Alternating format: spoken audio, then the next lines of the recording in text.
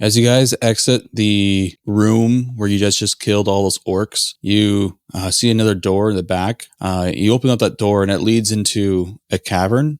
And then in that cavern, there's like torches on the walls and such. And you see this big pile of gold.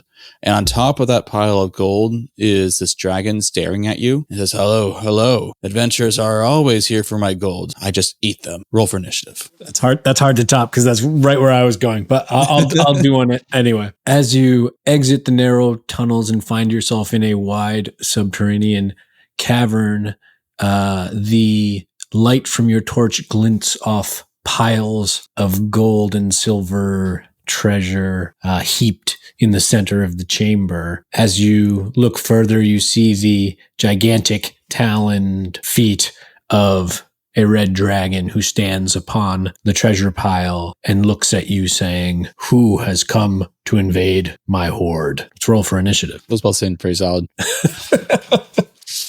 So as you can tell, we're talking about dragons today here on TPK 101, brought to you by Pear Studio. I'm Goose. This is Pete, and we're here to tell you how you can run your encounters for your games, whether it be Savage Worlds, or if you want to take some of these ideas for some other games too. Why not? And today we're talking about dragons, which are kind of a pillar of, in my opinion, fantasy. Like you think of fantasy setting, you think there's going to be dragons, or am I mistaken? This way there be dragons. Yeah. No, that's the thing. It's the thing where, the dragon is the signifier that you made it to the end of the story arc in many fantasy RPG campaigns. I mean, I will say I've seen a lot of people saying they've never fought a dragon in a dungeon, which seems a little sad considering they're playing that other game. There's a lot of people who haven't, and some GMs who have run it, maybe they haven't run it quite as well as they could have. Maybe they probably ran it like we just kind of described, where it kind of sounds kind of boring and it's just about the treasure and everything, but we're going to try to fix that today. There's going to be two pieces that we're going to address. One is going to be how we look at this encounter and build the encounter out from a narrative perspective. And then we're also going to be talking about it from a more mechanical, like actually combat perspective and how we kind of go about it. How you actually act as the monster during combat, right? We'll start with the narrative part. Yeah. The one thing that I find kind of troubling about a lot of games, and this is true not just for dragons, but it's true for a lot of monsters, is that GMs tend to play a lot of monsters that aren't stupid, or as just being about violence, just wanting to kill the thing. And I think that's especially not true when it comes to dragons. Absolutely. I mean, let's just look at the stats. Before we even get into the narrative or the mechanical sides of this encounter, just the core rulebook dragon stats show that, with the smarts of D8 and with a decent common knowledge skill, and with the description that they provide about dragons here, that they're quite intelligent and they use their intelligence to their advantage.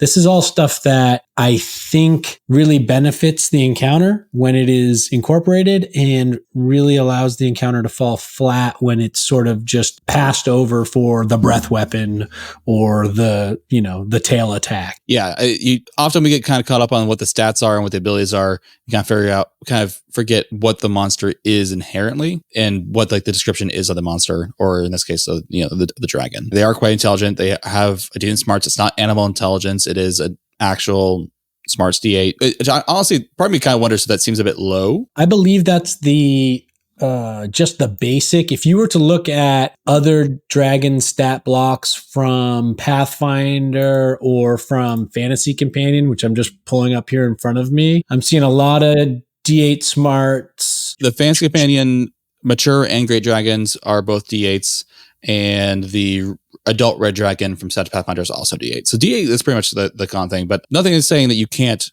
increase that if you want to. But at the same time, it probably isn't going to be necessary to change it for what our encounters are going to be about, because we don't really need to worry about the smarts a whole lot for this purpose. Point being is that they are intelligent and they have knowledge of stuff. And we're talking about specifically, we're not talking about wormlings, we're not talking about child dragons or small dragons. We're talking about maybe not great dragons, not ancient dragons, adult dragon. Based on the stats I'm seeing across the three books, adult dragon is basically what we're working with. And we're mentioning there's multiple stat blocks. Each of these stat blocks from these different books do look a little bit different between them. The big thing about them, like we got kind of a little bit, maybe establish a little bit about what kind of dragon we're dealing with in our hypothetical situation here is, does our dragon have magic? Because that's a pretty big thing in fantasy, is that some dragons do have magic that are inherent to dragons. Forgotten Realms, the dragons have magic. Sag Pathfinder dragons have magic. But there's other games where dragons don't have magic. They're just kind of a monster that's wise, cunning, and quite strong. So yeah, look at Lord of the Rings. Smaug doesn't have magic. Right. I don't want to go too much onto a tangent here, but you just mentioned a named dragon. And I didn't realize this until I thought about this week, knowing we were going to talk about this.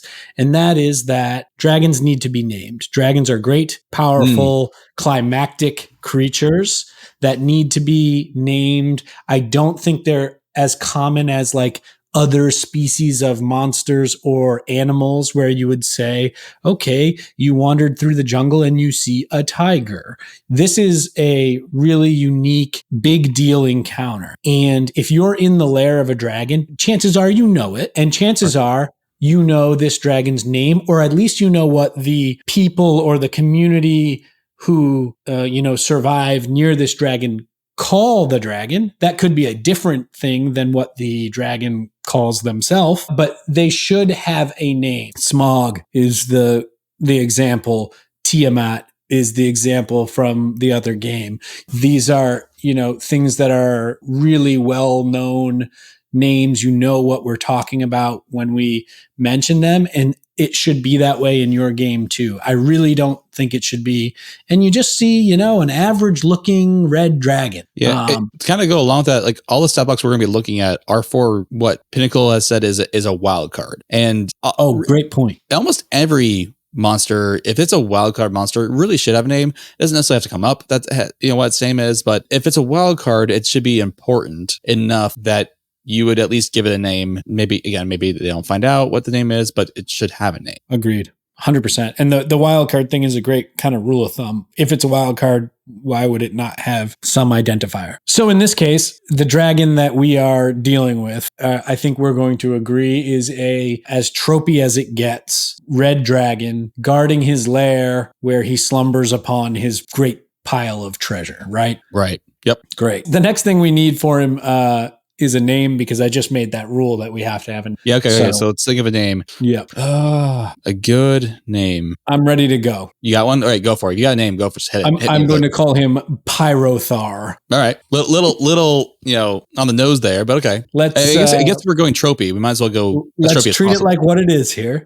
As generic as possible. Got it. Okay, moving on. Pyrothar. We're in his lair. I think when it comes to dragons, though, because we're talking about a lair, I mean, you don't have to meet them in a lair, but that's the typical place we meet them. You could meet them out by the village, and they attack the village and you're attacking them out there. But I think the most typical one is we encounter them on their goat horde in their lair. And if we're going to talk about their lair, we should probably talk about what that lair is. Like if they're going to be in their lair, we need to expand on what that lair is for multiple reasons. One, for narrative reasons, to make sure that's more fun and descriptive and immersive. But two, there is going to be certain aspects about the lair that need to make sense for our dragon to be there, and for there to be a fight in this room. Absolutely. And depending on the type of dragon, as you go down this road and identify, the encounter that you're going to run, the type of dragon or the situation that this dragon has found himself in dictates or can influence what type of lair your party finds themselves in. And that can be really interesting for the players if it's not what I would think of as a standard quote unquote dungeon crawl through the subterranean caverns. You could have icy caves under a glacier. You could have volcanic ruins, which I think is very appropriate for a red dragon because of the element of fire and heat there. You could have a ancient battlefield from some long forgotten battle, and this is some sort of black dragon that lives beneath this field of battle. I don't know. There's all different things you can do that are interesting and play into the dragon's either elemental type or character type that makes sense, right? Yeah.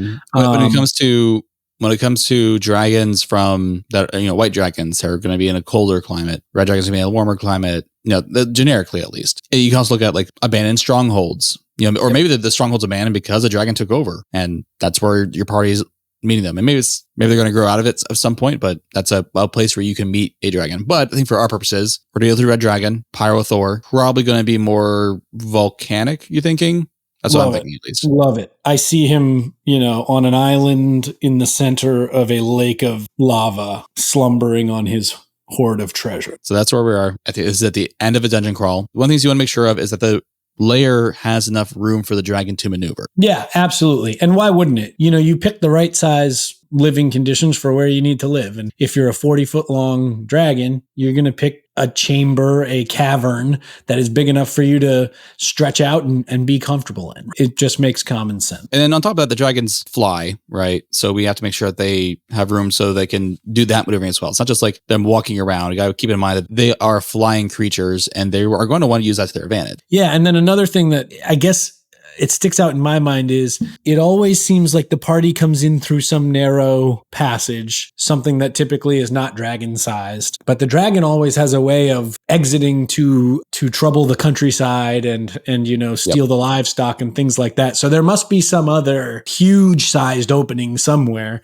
where this gigantic creature is flying up into the sky and out over the surrounding area. So there's got to be like that facet there somewhere. Right. And if we're doing volcanic, probably flying into the volcano at some point to try to get into a cave, large cave opening. And that's where they're at with their gold. Yeah, I love that. Visually, that's great too. So we've established the lair, established that there's gold there. Now we got to establish some more details about the dragon. One of the questions we need to answer is, why is the party attacking the dragon? Yeah. Something we established previously is, what's their motivation here? Sure, the motivation could be, hey, it's a bunch of gold, but dragons are even in the swingy game of Savage Worlds they're tough fights. High level, I would say high level, but high ranking characters in Savage Worlds are going to have a hard time with this. At least if you're running it correctly, they should have a hard time with this. Yeah. So if you've got a party of adventurers that are looking for easy money, certainly dragon lairs are not the place that they're headed. I think there's a lot of opportunity for deeper, richer, more meaningful motivations for characters, especially if this is a longer running game where you can tap into character backstories or connections and make them have a strong emotional or moral reason for doing this. So a lot of the tropey things we would hear about, and these are fair game, just because they're tropes doesn't mean they're bad. This is fantasy is a tropey game. The surrounding villages are being terrorized by this beast, and they've called upon these, renowned adventurers for help. That's one option. An option I like a lot with complicated monsters is that there's somebody else trying to get to them as well. That somebody else is more evil than the party who is trying to get to them. And so there's a sort of a contest of, in this case, I'll just throw out there, the evil necromancer has his designs on either partnering with or enslaving this dragon somehow. And the party knows about this, so they've decided to get there first and handle this. That's another way you could go. There's probably 1,000 different options. One of the big ones that just slipped my mind is some kind of unique and famous item that needs to be retrieved is often hidden in the lair of a dragon. And that one's, straight out of the pages of Tolkien. We referenced Smog before. Sure. And what is our Arkenstone? Yeah. Yeah. See, I think sometimes people forget that was the goal was not to take the stronghold back. The goal was just to get the Arkenstone, or mainly to get the Arkenstone, so that there'd be a king again. Yeah, and so that could be one. And that's also really interesting too, because it introduces a dynamic where the party may not want to fight the dragon. They may want to be trying to sneak in and sneak out, and that either will or will not work based on a whole bunch of factors. But they may want to sneak in undetected. If they're detected, they may want to talk. Dragons are not stupid. They have been, in their lairs for hundreds or thousands of years. Lots of people have come in and tried to steal their wealth or steal their items or slay them for fame, and they've survived. So they're not just dummies, lizards sitting on the top of a pile of gold. They know about this stuff. And I think it's really important from a game master's perspective, to exercise that intelligence and that craftiness and that ability to be smart but also intimidating at the same time and see where does this encounter lead. So we have our setup. We have a kind of a general idea of what the lair is like, who we're fighting, and maybe some reasons why. But as we kind of move into the mechanics side of things, we might have a few other narrative things to talk about. But we've established that you're going to fight the dragon. You're fighting the dragon. Yeah. That your players are fighting the dragon. You're running the dragon as the GM. How should we be running this dragon to make sure that we are presenting the best possible challenge for our players? I'm going to repeat what we talked about in the first episode, because I think some of these things are just core tenets of designing an encounter. And the first one is, what are the victory conditions here? What constitutes victory for the party of adventure? It could be something like driving the dragon away, not killing the dragon, but getting it to leave the countryside where it is, torturing these townsfolk. It could be negotiating with it. It could be in some way binding it to some kind of deal, whether that's like a real deal or something that is, some sort of magical binding. I'm getting a little bit, esoteric there, but these are things that happen in fantasy. And then there could also just be that victory is like slaying this thing, claiming its hoard, getting whatever that unique and heroic relic is that needs to be returned to so-and-so. Those are all of those are valid, victory conditions. And so you need to decide which one or more than one of those, constitute victory. When we think about those encounter goals, one of the things we do have to keep in mind, though, is that a dragon does typically, stereotypically, not going to leave its hoard. Right. Because they're smart, if they are the countryside and you put up a good challenge, it's not going to just let you kill it. It's going to run away. It's going to go somewhere else, either to plot its revenge or to, say, no, not worth it anymore. I'm going to go somewhere else. But we've established for this encounter that this is in the lair with all of its gold. The possibility of it just driving away is likely not going to happen. I agree. This is its stuff. This is where it's home. Probably not going to just let you drive it out. It's going to probably fight to the death here, which pushes us more into either making a bargain as the encounter, or it's you need to kill this thing. If your stealthy actions don't succeed. Yeah. Right. The other side of this coin is, what are the losing conditions? And that helps you sort of identify this as well and kind of move it to the next stage. Mm-hmm. And it is obviously the first losing condition is the dragon kills everybody. Death would be the most obvious consequence of failing. It's probably a trend across all of our videos, is that the main losing condition is death. Yeah, I think we'll probably say that every episode until everyone at home is saying it with us. Death. But losing conditions with some kind of big bad that's as epic as a dragon should be way more widespread than just the 4 or 5 people in the cavern die. Give it heavier stakes. It should affect the world around it. This is obviously going to be a big piece. This isn't just, you just randomly found a dungeon and you were killing some orcs and there was a dragon at the end and it has nothing to do with the world around it or the storyline. That's not great storytelling. This is going to have something to do with, if you don't stop him, he's going to ravage the nearby settlements, and innocents will be harmed. Or, like I was mentioning before, he'll ally with a villain that, sort of aligns with his views. You don't get the artifact you're looking for because you are dead. And so some other issue in the world doesn't get resolved because you aren't able to supply this. And then there's downstream events in the next session and the next session that affect this. So it doesn't matter what the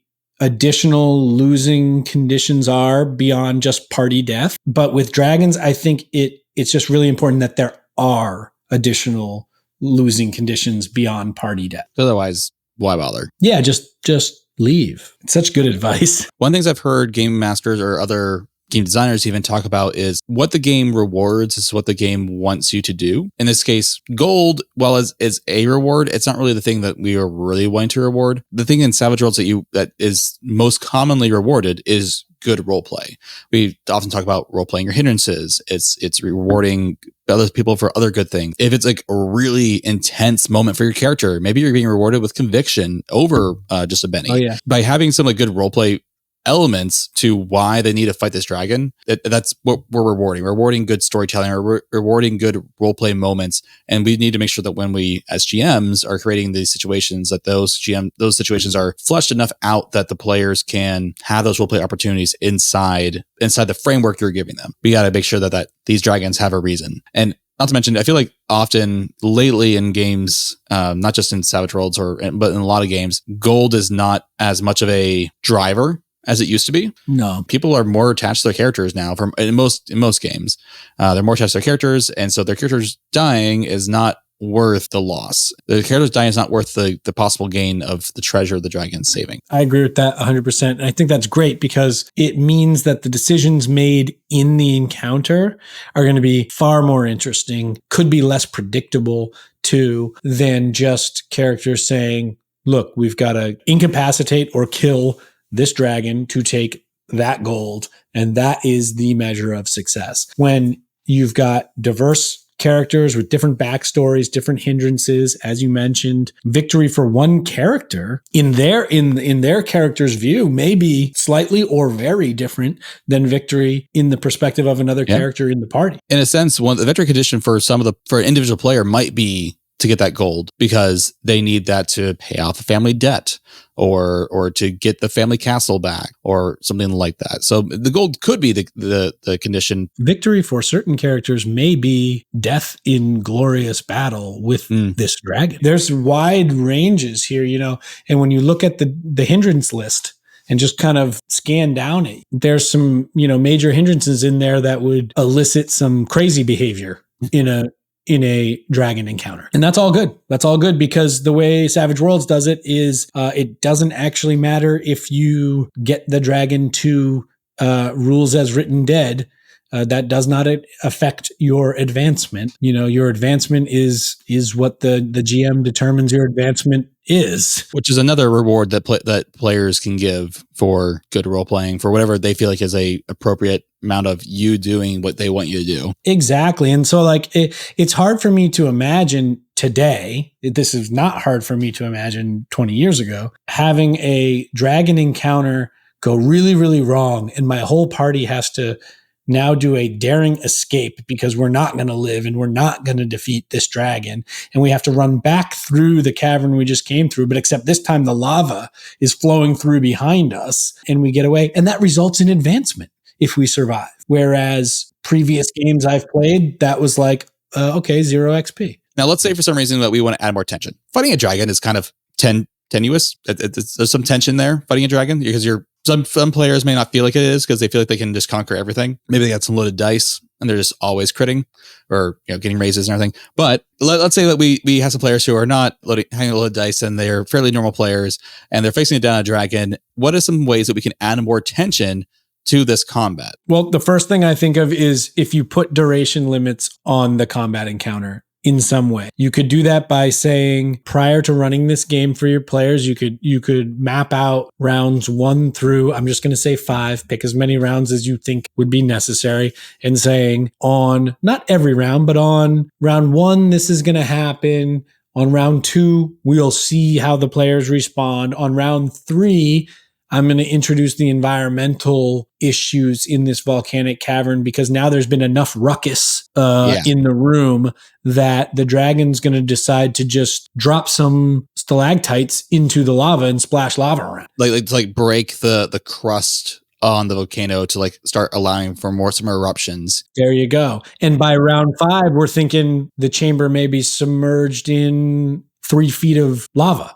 And obviously, that's going to force some decisions from players that don't want to be caught in that problem. That's one way to do it. There is another way, which maybe we'll get to a little later, which is, do you put in another game mechanic to up the tension, which we've talked about? That's part of, you want to consider that every time you do an encounter. Is there another subsystem that comes in here? Is it a dramatic task? Is it a chase? Is it a social encounter? What is it? And those will up the ante as well. We'll talk a little bit about that now. That's okay. Because Sure. You said it, now I'm thinking about it. We've established that this is going to be a combat encounter that we're going to be talking about. But when it comes to dealing with a dragon, if you're going to have a social encounter with a dragon, you should use the social conflict rules probably. Yeah. Especially with a red dragon who is not going to be in your favor. If you can convince them initially to not be hostile toward you, you should probably then go for making an appeasement. Please hear our thoughts. Do the social conflict. Chase was going to be a little bit harder to do unless your players have access to some sort of way to go as fast as a dragon.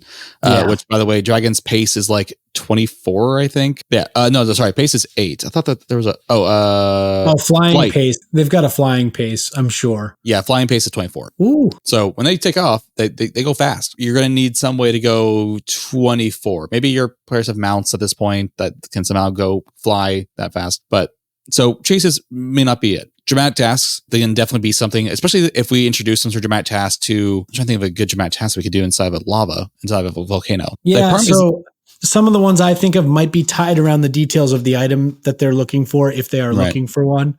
There may be something about having to find the specific item or knowing what to do when they find the item to activate it. Things like that become dramatic tasks easily. There's also ones just about the physical room. You see early on that if we can drop that stalactite, it's going to hold down the dragon in some way and delay him, or it's going to plug the I forget are they called, lava tubes? It's going to, plug the lava tube and prevent the chamber from flooding with lava. You could get creative with things like that. You could even incorporate to making something like the lair itself that the dragon is a part of. Thinking kind of again to Smaug and he wasn't in a cave. He was in a particular, he was in a sort of hall.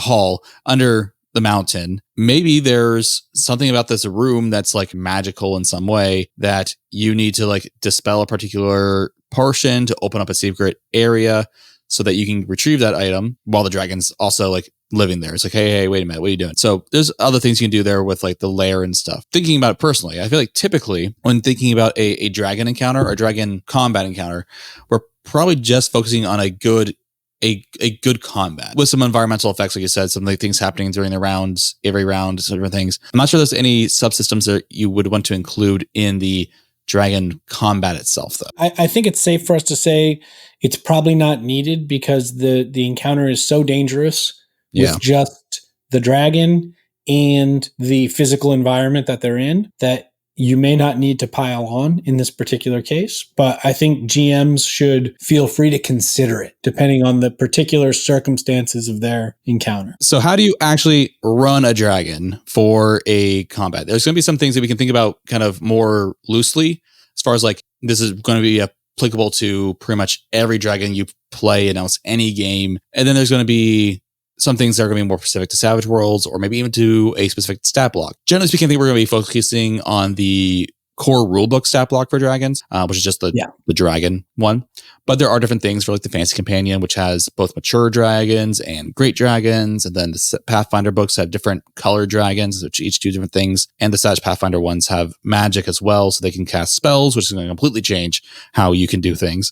So we're going to focus on like the most generic one we got, which is in the core rulebook. Now, thinking about dragons kind of more broadly, we have two main things that we're thinking about. We're thinking about the fact that they have a breath weapon, so they breathe fire, and they can fly. And those are going to be the two like really big things that we need to focus on when it comes to how to run a dragon, aside from the abilities that are specifically to the dragon in Savage Worlds. Often, I think the mistake that a lot of GMs make when it comes to breath weapons is they just want to keep breathing fire over and over and over again. Just like, yep, I'm just going to keep trying to breathe fire, and then I can't breathe fire. I'm going to swing my talons and claws at them. And again, making the monster very just monster and not intelligent being who can actually engage in combat in a smart way to protect its life. One of the things I saw from another video that I thought was actually really smart is they looked at something called biomimicry.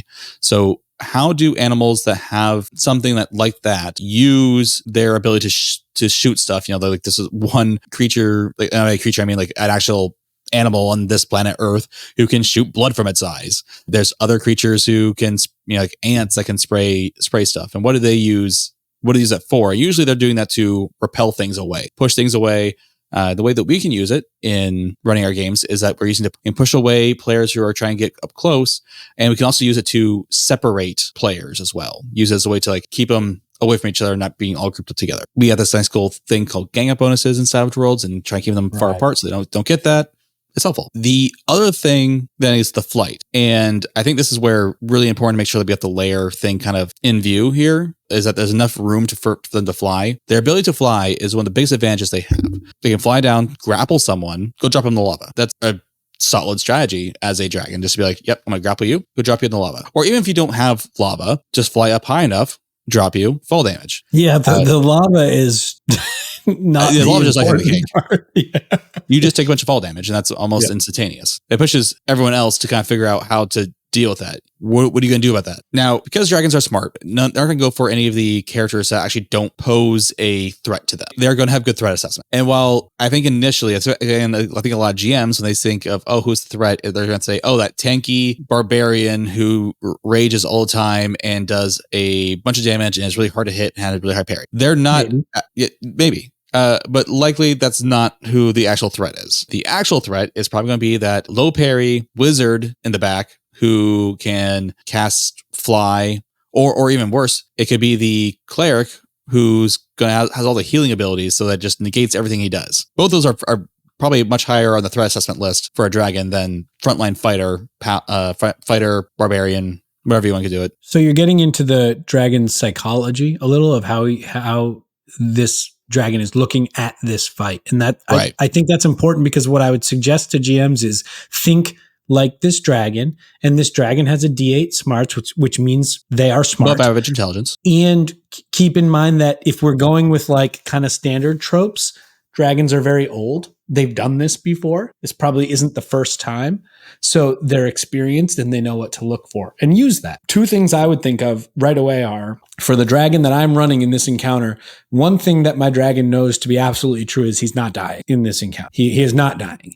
He will fight if he feels like in some way he might be killed, he's leaving, but he's not going to be killed by these people. He's, been around for X many hundreds of years, and he's going to be around for many more. He'll just come back when these guys leave. And then the other is that the intimidation ability on dragons is very high, and that you can use that to great effect early in this encounter. When you're identifying threats, like you were mentioning, and you're saying, okay, I've got this big tanky guy that's going to come fight me, but I can probably physically stand toe to toe with this guy for at least a while. But that guy in the back there with the holy item there, I'm a little worried about him. That's where intimidation comes in. You can get people shaken and vulnerable really early on, which interferes with their ability to do those types of things, whether they're the offensive spellcaster or the healer in the back. And that will start to cause the players around the table to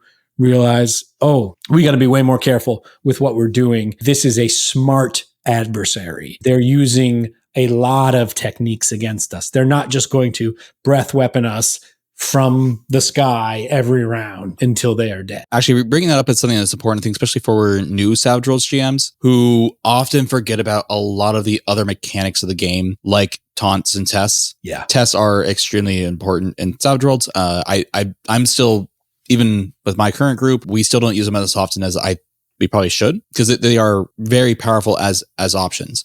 I mentioned grappling earlier because that's something that people don't really think about a lot, because that's a true, and not just in Savage Worlds, but in a lot of games. Unless you are specifically going for a grapple build, people don't think about the option for, hey, you can just grapple this thing and move it wherever you want. When we think about encounters in general, not just dragons, we also need to think about, hey, what are some other mechanics? We kind of talk about other mechanics as far as subsystems, but also the other mechanics that are technically available to everyone all the time, and we just kind of overlook. What pops up is there used to be this combat cheat sheet. I don't know if that's still floating around on the internet. I'm sure it is. That showed you just various combat options.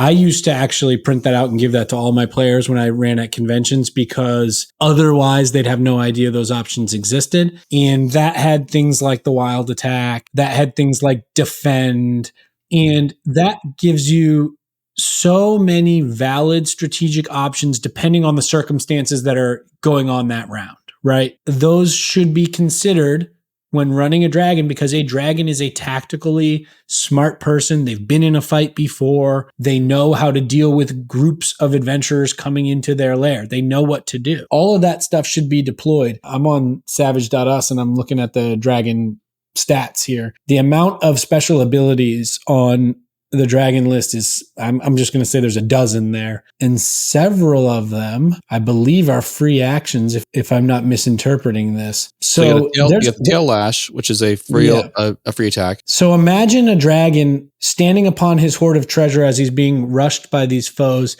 tail lashing 2 of them, leaping into flight to avoid further melee from these folks, and then breath weaponing the mage in the back because he's got a 24 flight, pace in round 1. I'm actually going to move these actions around a little bit. If the players are facing off against the dragon, you may want to just do the fiery weapon first, kind of pushing them to the sides. Now you can do that free tail lash and then just take off. Yeah. There's, I guess some of it is you have to see what unfolds in that first little opportunity on how they move into the room, right?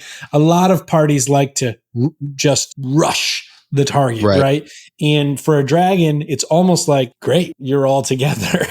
And plus, they can just fly. They get to sort of get away from that. And with a toughness of 20, they're not really worried about that free hack that's coming from somebody as they, extract themselves from combat. There's just a lot of really punishing options here for a party that's going to just take a standard, I'm running in and attacking type of policy. For me, the likelihood of complete party death is, probably better than 50-50, I would think. Okay, though, I do want to say one of the things you do need to be mindful of as a GM is remembering that your players are going to have an automatic +4 to hit this thing due to skill. Oh, yeah, he's huge. Yes. Yeah. So by creating that distance, that's really important for mostly for your melee, getting that distance out there. But with that pace of 24, you're going to be able to get outside, let's say that you flew 12 inches away. 12 inches for a lot of abilities like bows and such is going to give them some sort of range penalty. You're going to create that range penalty for your archers and your throwers, and that's going to help negate that +4 they're going to get for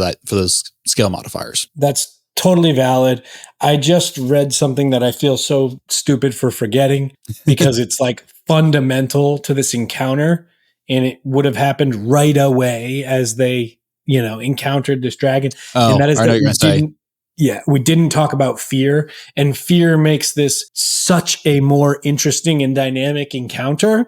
I'm such a fan of fear. I use it more than I should probably because it makes things so interesting in encounters. Under special abilities here, what I'm looking at is a fear -2. So not only fear -2. And so that means you're rolling D20s for folks who are failing their spirit, and you're finding out that your big plan for the tank to get in there and occupy this guy, well, he just had a heart attack. So it's time for a new plan. I've killed a few players with heart attacks before. Well, actually, I've killed one player with a heart attack before. Shame on me for just glossing over that, but that really changes the dynamic. Here's a question I have for you. When it comes to fear rolls, this is me actually legitimately asking a question here. When do you have people roll for the fear rolls? Because oftentimes it's like you enter in the room, and if you're being stealthy, it's like you see it. Okay, cool. You roll fear because that's what it says. It says when you see this thing, you need to roll fear. But then you're not in combat. The dragon doesn't know you're there yet. If you're succeeding your stealth roll, sometimes it means that you don't actually have any sort of implication. If assuming there's no implication. Like some of the results are just that you get shaken. It's like, okay, well, we're not in combat, so I'm just gonna sit here for a moment and shrug it off. My rule of thumb for that is when they actually do the thing that is the most scary, that's when I try to roll it. I'm sure that's not rules as written, but the reason for that is if I see a dragon asleep on his hoard of treasure from 300 yards away as I'm sneaking in, it's not really scary. Right. That's not going to make me have a heart attack. It might be exciting or it might be a little scary, but it's not actual terror that we're talking. It's not fear roll. It's more like nerve-wracking. Yeah. And you now know there's a dragon there and you have to adjust your plan. Yeah. What I do is when the foe does the thing that's the most terrifying about whatever their nature is, that's when I have them roll it. So there are some encounters I've run where the party doesn't see the foe before they roll their fear check, because the thing that is scary about it is they're in the darkness and this foe is messing with them with some maniacal howling in the darkness. And they haven't seen anything, but that's the scary thing that it does. I always have the fear test happen when action cards are dealt. You get the most gameplay benefit and enjoyment and, complexity out of that. It's harder to do it out of combat and say, okay, well, you're really, when you go down the chart, there's many of them where you go, well, this has no real out of combat penalty. So you're just going to have to kind of role play that you are, shocked by this or something.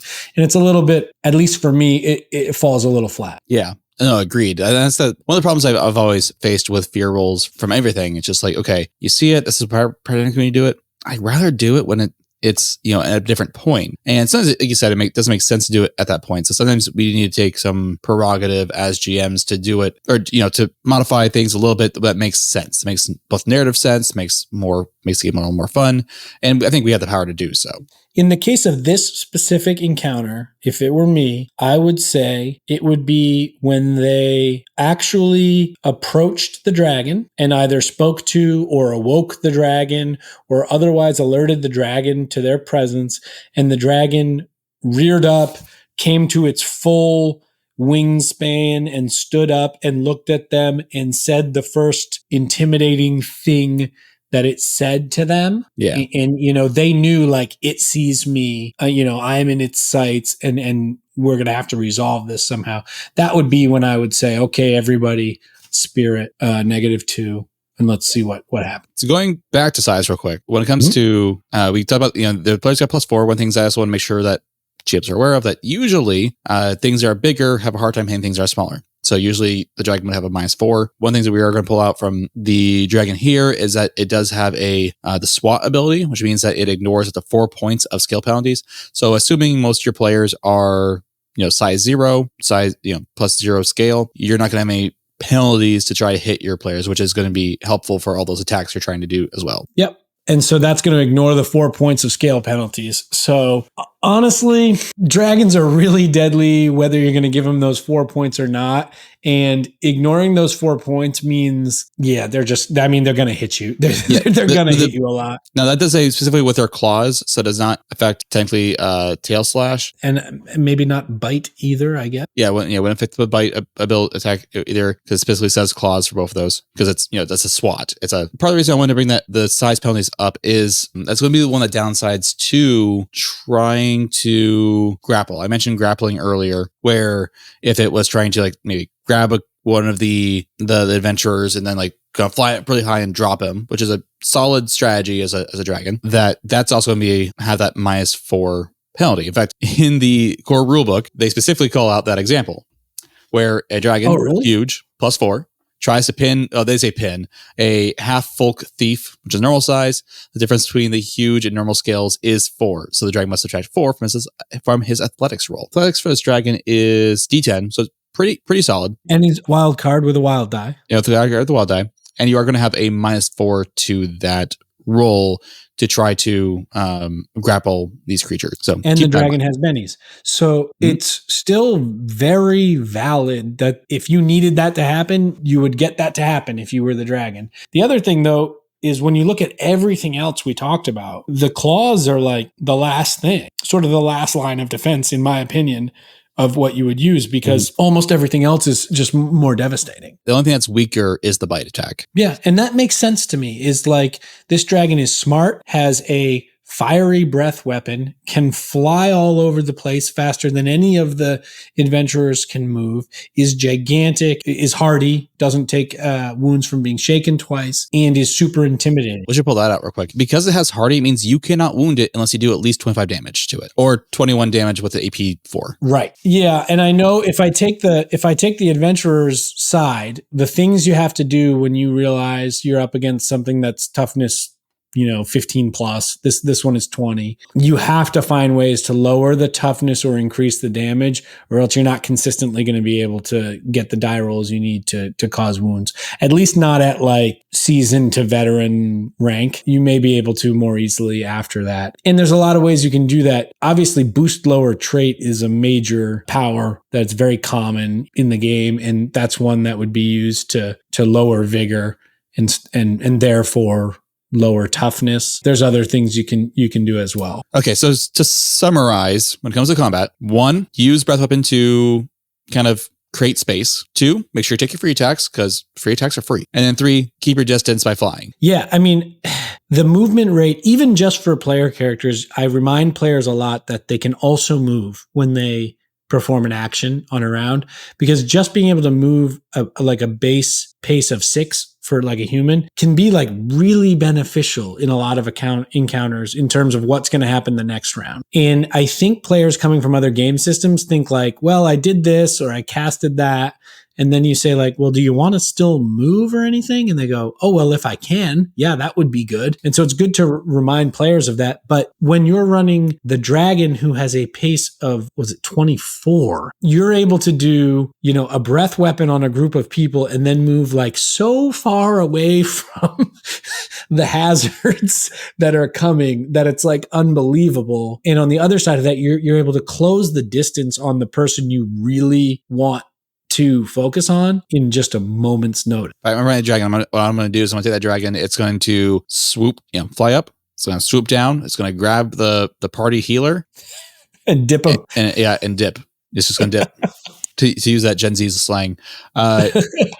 Just going to drop you out right here. Good luck. Have fun. And then the other thing, kind of going along the lines where you're talking about like, oh, do you want to use the rest of your movement? Is that I think people also forget that if the person you're in melee with is shaken, they cannot attack you when you leave melee. Like they can take action yourself. Yeah. Yeah. So you don't need extraction. You don't need improved extraction. You can just move and you're fine. I think that's a big problem that a lot of players coming, especially from D&D 5e kind of miss, is that because they're so used to like, oh, if I leave for any reason, unless I have this 1 feat edge in Savage Worlds, I am going to invoke a attack of opportunity. It's like, nope, he's shaken. Right. You can just get out of there now. Yeah. Which is a big advantage that people I think often miss out on. And that dragon is going to be doing the same thing if you're the new GM. Dragon does a breath weapon. Assuming he at least shakes all your party members or most of the party members, that's going to significantly decrease how many opportunity attacks he gets when he flies up and out of the way. And vice versa, gang up on a dragon is really great because parry 7 is not special. Being huge obviously greatly increases the likelihood that you're going to hit them, but hitting with a raise is really important because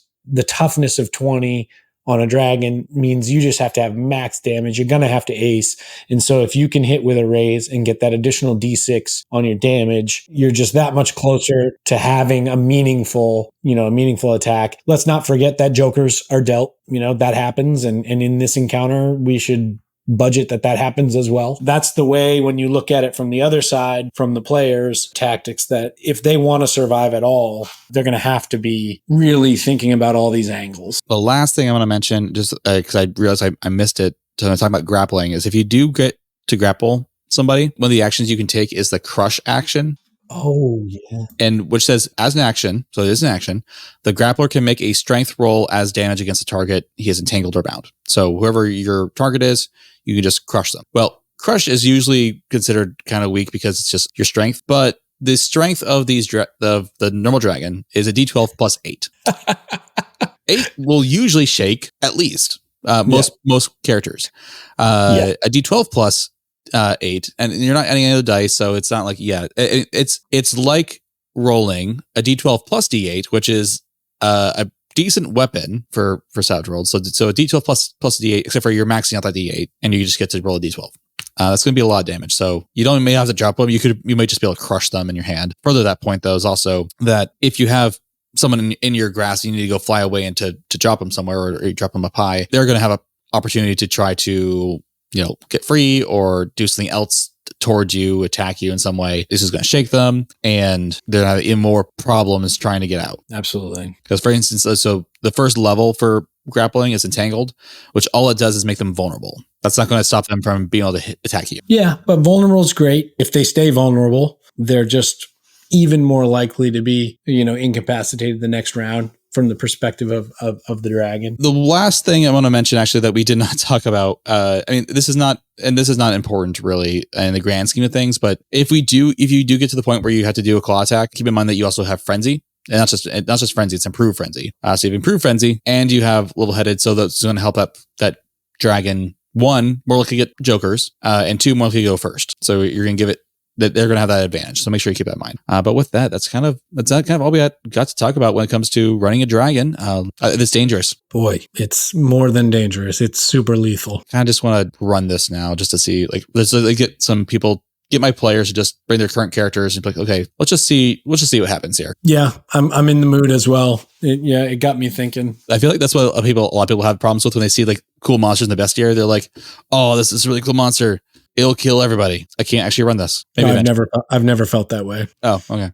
Just TPK for everyone. Anyways, let us know what you think of dragon encounters, how you run them, how you've run them in the past, how you make sure that they stay interesting, and how your players have. I'd love to hear some success stories of how your players have overcome them and how they managed to do that. Yeah. I'd just say, the dragon encounter is the epitome of the historic TTRPG encounter. And it's a big departure from what we talked about last month, which, was probably survivable.